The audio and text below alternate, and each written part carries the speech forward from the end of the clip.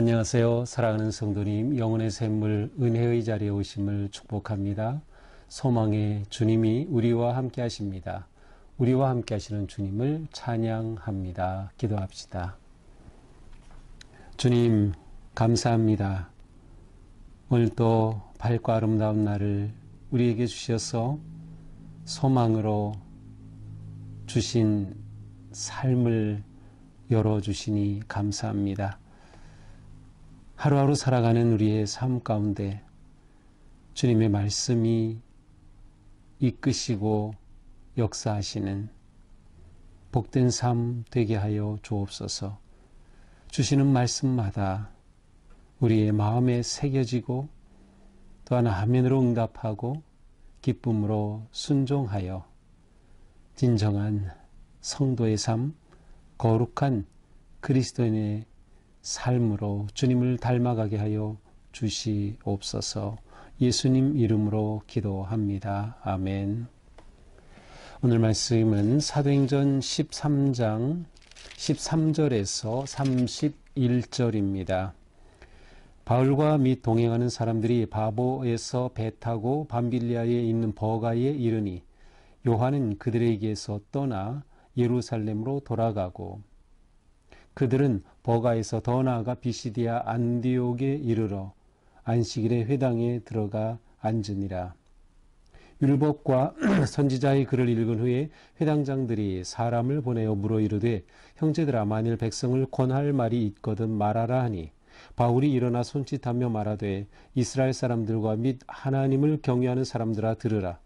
이 이스라엘 백성의 하나님이 우리 조상들을 택하시고 애굽 땅에서 나그네된 그 백성을 높여 큰 권능으로 인도하여 내사 광야에서 약 40년간 그들의 소행을 참으시고 가나안 땅 7 족속을 멸하사 그 땅을 기업으로 주시기까지 약 450년간이라. 그 후 선지자 사무엘 때까지 사사를 주셨더니 그 후에 그들이 왕을 구하거늘 하나님이 베냐민 지파 사람 기스의 아들 사울을 40년간 주셨다가 패하시고 다윗을 왕으로 세우시고 증언하여 이르시되 내가 이새의 아들 다윗을 만나니 내 마음에 맞는 사람이라 내 뜻을 다 이루리라 하시더니 하나님이 약속하신 대로 이 사람의 후손에서 이스라엘을 위하여 구주를 세우셨으니 곧 예수라. 그가 오시기에 앞서 요한이 먼저 회개의 세례를 이스라엘 모든 백성에게 전파하니라. 요한이 그 달려갈 길을 마칠 때에 말하되 너희가 나를 누구로 생각하느냐 나는 그리스도가 아니라 내 뒤에 오신 이가 있으니 나는 그 발의 신발끈을 풀기도 감당하지 못하리라 하였으니 형제들아 아브라함의 후손과 너희 중 하나님을 경외하는 사람들아 이 구원의 말씀을 우리에게 보내셨거늘 예루살렘에 사는 자들과 그들 관리들이 예수와 및 안식일마다 외우는 바 선지자들의 말을 알지 못하므로 예수를 정죄하여 선지자들의 말을 응하게 하였도다. 죽일 죄를 하나도 찾지 못하였으나 빌라도에게 죽여달라 하였으니 성경이 그를 가리켜 기록한 말씀을 다 응하게 한 것이라. 후에 나무에서 내려다가 무덤에 두었으나 하나님이 죽은 자 가운데서 그를 살리신지라. 갈릴리로부터 예루살렘에 함께 올라간 사람들에게 여러 날 보이셨으니 그들이 이제 백성 앞에서 그의 증인이라. 아멘. 자, 바나바와 바울이 성령의 인도하심을 따라 첫 번 선교 여행을 떠났죠.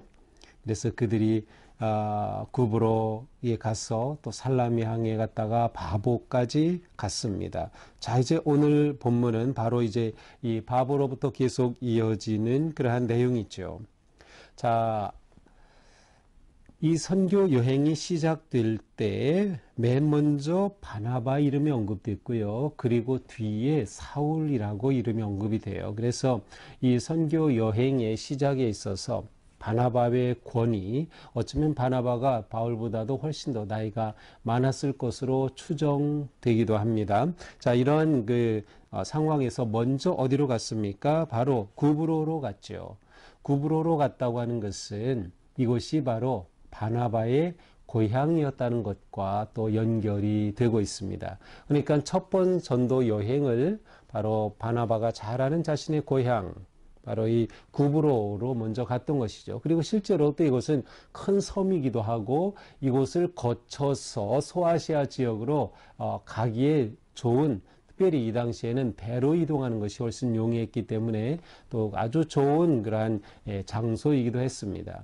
그리고 또한 이곳에는 이미 기독교로 개종한 유대인들이 있던 곳이기도 합니다. 그래서 우리가 지나쳤지만 11장 몇 절이죠? 11장 19절에 보면 이제 안디옥 교회의 그 스데반의 그 박해가 일어난 그로 일로 인해서 이제 사람들이 어디까지 갑니까? 구브로와 안디옥까지 갔다. 이제 이러한 표현이 나오죠. 그러니까 이미 지금 이제 바울과 바나바를 파송한 이 안디옥 그 지역으로도 그리스도인들이 흩어졌고 바로 이 큰 섬인 구브로, 키프로스까지 이들이 가 있었던 상황이에요. 그러니까 바로 그곳을 통해서 이제 첫 번째 전도 여행이 시작되는 것이죠. 자, 이제 바보에서 배를 타고 밤빌리아에 있는 버가는 지금의 이제 터키 지역입니다. 약간 서쪽으로 올라가면은 바로 이 버가라고 하는 곳이 있어요. 이것까지 이 바보에서 버가까지는 약 180km가 되는 거리인데 이 거리를 이제 배를 타고 이동을 한 겁니다. 자, 버가에 이르렀는데 여기서 한 사건이 생기죠. 그것은 요한이 그들에게서 떠나 예루살렘으로 돌아가고, 자, 요한은 마가 요한을 말합니다. 마가 요한은 누구였죠? 바나바의 조카였습니다. 그런데 이 마가가 요한이 그곳을 떠난 겁니다. 다시 말하면 선교 여행에 같이 출발했다가 그냥 돌아간 거예요. 포기하고. 여기에 대해서는 정확한 이유는 나와 있지 않아요. 그러나 추정은 하죠. 이제 원래 그 본문상으로 볼 때 요한 바로 앞에 그러나라고 혹은 그런데라고 하는 그 히브리 말 히라버로 데라고 하는 단어가 있어요. 근데 이게 우리 성경에는 번역이 안 돼 있고 세번역인 번역이 돼 있어요. 그러나 혹은 그런데, 그러나 요한은 그들에게서 떠나, 이렇게 되기 때문에 이 요한이 떠난 것이 부정적인 그러한 의미 아니면 부정적으로 이것을 보고 있다고 하는 것을 여기서 말해주고 있어요. 또 떠나라고 하는 것은 그냥 떠나는 것이 아니라 어떤 두려움, 공포로 인해 떠나간다고 하는 그러한 의미가 또 담겨져 있어요. 자, 이런 걸로 추론해 볼 때 요한이 이렇게 떠나게 된 데는 분명히 어떤 이유가 있었을 것이다. 가장 일반적으로 말하는 것은 요한이 이제 부유한 환경에서 자랐는데 이 요한이 바로 이렇게 선교여행에 참여했지만 막상 배를 타고 뭐 160km나 또 항해를 하고 이게 도착하고 하면서 보니 이게 보통 힘든 일이 아니죠. 그래서 이 고생을 이기지 못하고 돌아갔다라고 하는 그러한 얘기가 있어요. 아니면 정말 그대로 그가 이 선교여행에 막상 참여하고 보니까 두려움이 생긴 거죠. 어떤 두려움이 마음에 큰 공포나 두려움이 생겨서 그는 이것을 이기지 못하고 떠나간 것이 아닐까. 아니면 이 마가는 바나바의 조카인데 막상 선교 여행을 출발하고 보니까 이 주도권이 바울에게 있는 거다. 그래서 보니까는 실제로 이제 성경에서도 맨 처음에는 바나바가 먼저 언급되고 그 다음에 사울로 나왔지만 이제부터는 바울 이름으로 주도적으로 나옵니다. 그래서 바울이 이 선교의 주도권을 갖는 것에 대해 나름 불만을 가졌던 것이 아닐까. 뭐 이렇게 추론하기도 하고요. 뭐 선교 방식에 대한 오해 아니면 어쩌면 병에 걸렸을지도 모른다는데 아마 병은 아닐 것 같아요. 왜냐하면 바울은 이것에 대해서 굉장히 부정적으로 보고 있었고 실제로 이제 1차 전도여행 끝나고 2차 전도여행을 하려고 할 때 바나바는 마가를 또 데리고 가자고 했지만 바울은 반대했어요. 둘이 그래서 싸웠어요. 바나바와 바울이. 그리고 헤어졌어요.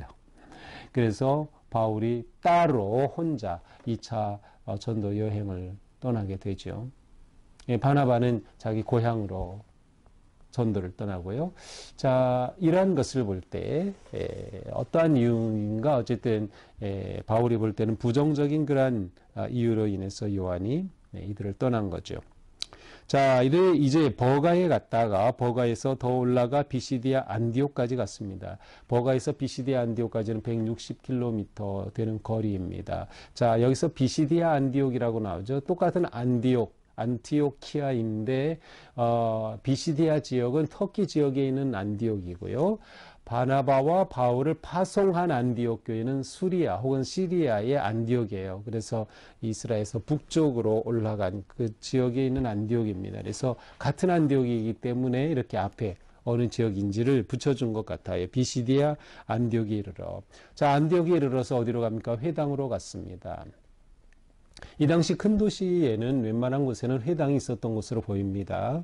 그리고 역사학자 요세포스에 의하면 안디옥에는 아마 대략 2,000명 정도의 유대인이 있었을 거다라고 추정을 합니다.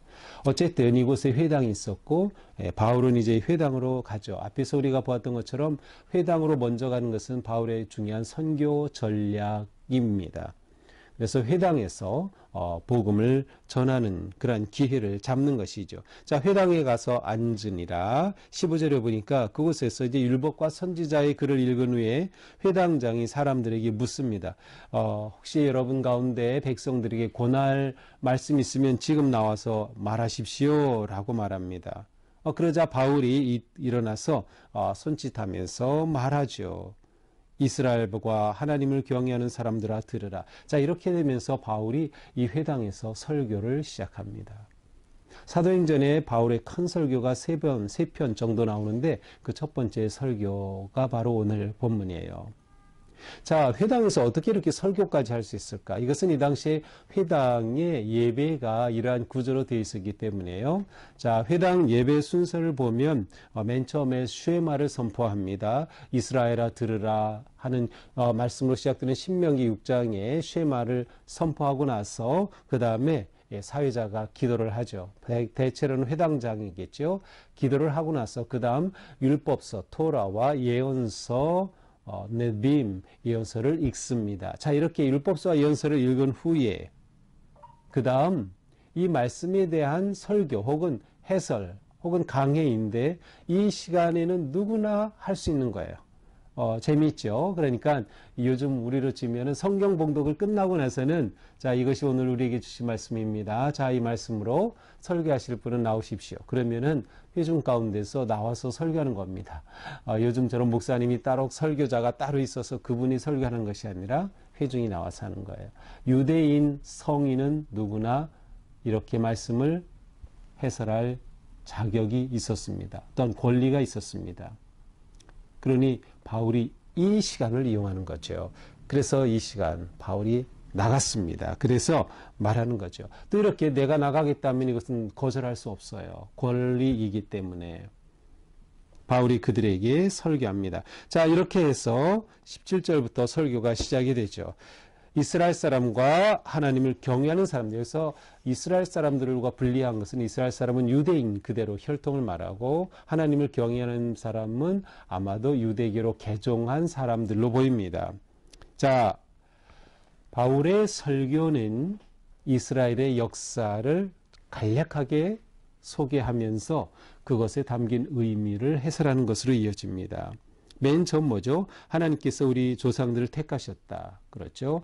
조상들을 택하셨고 이제 애굽에서 나그네 된 애굽에서 그들이 노예로 있었던 그 상황 가운데 인도하셔서 광야 40년간 그들의 소행을 참으셨다. 소행을 참으셨다라고 되어 있지만 이 번역은 그들을 기르시고 돌보셨다라고도 번역이 가능한 것이에요. 40년간 그들을 돌보셨다. 그리고 어떻게 됩니까? 그들이 가나안 땅에 들어가죠. 그래서 7 족속을 멸하셨고 그 땅을 기업으로 주셨다.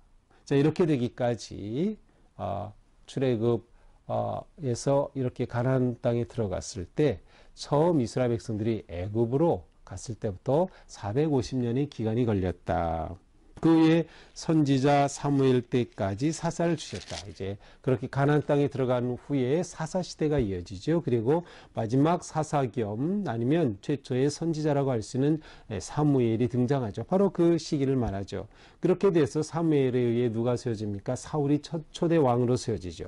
이렇게 사울을 왕으로 세우셨다가 40년 후에 사울을 폐하셨다. 22절에 보니까 이제 그 후에 다윗을 세우셨다.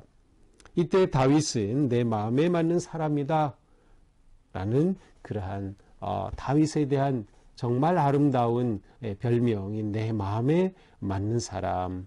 바로 이렇게 다윗을 세우셔서 하나님께서 뜻을 이루셨다는 거예요. 그 뜻이 무엇이에요? 다윗의 후손에서 이스라엘을 위한 그리스도 메시아를 보내주실 것이라고 하셨는데 바로 그분이 구세주 예수이시다. 이 사람의 후손, 다윗의 후손에서 이스라엘을 위하여 구주를 세우셨으니 곧 예수다. 예수님을 구주로 세워주셨다. 자, 그러면 예수님은 어떻게 왔는가? 그 전에 먼저 세례 요한이 회개를 선포했고, 세례 요한은 나는 그리스도가 아니다 라고 말하면서 그의 신발끈을 풀기도 합당치 못하겠노라 라고 이런 말까지 했다.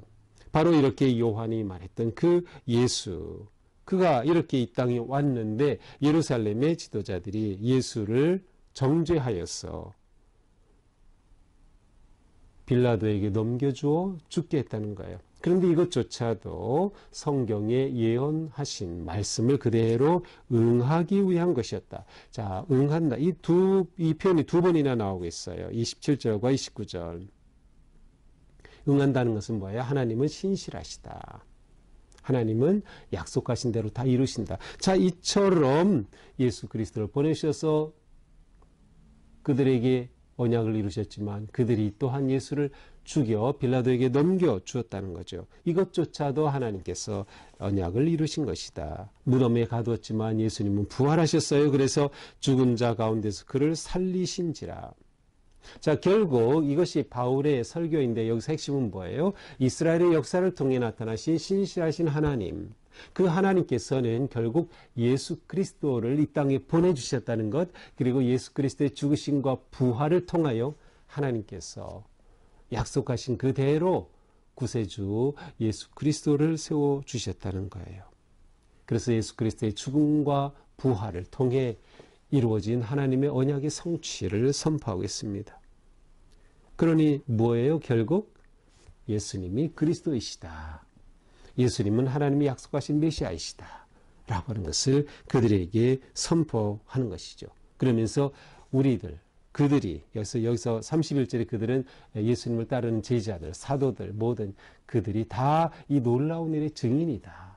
라고 설교를 합니다. 물론 이후에도 이제 내일 본문에도 이제 계속 설교가 이어집니다. 자, 이것이 오늘의 말씀이에요. 자, 오늘의 말씀을 통해서 우리는 지금 계속해서 지금 선교가 1차 전도 여행이 이어지고 있고 그 가운데 바울의 놀라운 설교가 선포되는 것을 회당에서 설교하는 내용을 오늘 보게 되었습니다. 자, 우리는 오늘 본문을 통해서 거룩한 전도자의 모습을 봅니다. 그 바울이죠. 바나바도 물론 함께 있습니다. 이 거룩한 전도자가 놓치지 말아야 할 것이 무엇인가? 이 바울이 우리에게 보여주는 것이죠. 첫째로 사명을 놓치지 않는 겁니다. 거룩한 전도자, 하나님의 사람, 그리스도인이 놓치지 말아야 할 것 사명입니다. 그들이 함께 선교 여행을 떠났고 그리고 터키 땅까지 올라갔는데 거기서 마가 요한이 돌아간 겁니다. 얼마나 낙심되겠어요. 이 젊은 도우미가 있었는데 말이죠. 이 마가 요한이 떠나고 말았으니 야, 우리가 이거 선교를 계속해야 할까? 그러나 바나바와 바울은 계속합니다. 그렇습니다. 이걸 놓치면 안 돼요. 사명을 놓치지 말아야 한다. 우리는 오늘 살 때에도 매일매일 살아가면서도 우리는 내게 주신 하나님의 사명을 놓치면 안 되는 거예요. 이 땅에서 그리스도인으로 하나님의 자녀로 거룩한 제자로 예수 그리스도를 닮아가는 성화의 삶을 살아가는 우리의 사명을 놓치면 안 된다라는 것이죠. 또한 기회를 놓치면 안 돼요. 바울은 기회를 절대로 놓치지 않습니다. 어떤 기회? 전도의 기회. 이것이 우리의 삶의 습관이 되어야 됩니다. 기회만 되면 전도할 수 있어야 돼요. 기회만 되면 교회를 소개하고 기회만 되면 말씀을 소개하고 기회만 되면 요즘 얼마나 좋습니까? 교회 유튜브도 링크로 보내줄 수 있고 말씀도 링크로 보내줄 수 있고 얼마든지 우리가 기회를 잡을 수가 있어요. 기회를 놓치지 말자. 또한 우리는 초점을 놓치지 말자. 여기서 초점은 예수 그리스도의 복음입니다. 바울은 설교를 하면서 이스라엘의 역사를 쭉 개괄하지만 거기에 초점은 예수 그리스도였어요. 죽으시고 부활하신 하나님의 구세주 예수 그리스도. 우리가 이 초점을 놓치면 안 되죠. 우리가 사역을 열심히 하고 열심히 살아갈 때 초점이 놓치면 잘못되는 거예요. 오직 예수 그리스도의 이름을 위하여, 예수 그리스도의 영광을 위하여 주님의 부르심에 순종하는 내 삶인 것을 기억해야 하는 것이죠. 초점을 놓치지 않는다. 그것은 곧 하나님의 마음을 놓치지 않는 거죠. 그렇게 될 때 우리는 하나님 마음에 합한 사람, 다윗처럼 그와 같은 하나님의 사랑에 거하는 복된 우리의 삶이 될 것입니다. 오늘 하루도 우리가 전도자로 살아갈 수 있기를 바랍니다. 초점을 놓치지 말고 사명을 놓치지 말고 기회를 찾아 복음을 선포하는 거룩한 삶에 승리하기를 축복합니다. 기도합시다. 주님 감사합니다. 오늘 말씀을 통해서 바울과 바나바가 첫 번 선교 여행을 떠나 그들이 이른 그곳에서 바보를 떠나 버가에서 또 안디옥에서 또 이고니온에서 계속 복음을 선포하는 아름다운 모습을 보았습니다. 우리도 그들처럼 우리의 삶에 초점을 놓치지 말게 하시고 사명을 놓치지 말게 하시고 기회를 놓치지 말게 하옵소서. 내가 오늘 살아야 할 분명한 이유, 목적, 하나님의 나라와 영광을 위해 힘쓰는 우리가 되게 하여 주시옵소서. 예수님 이름으로 기도합니다. 아멘.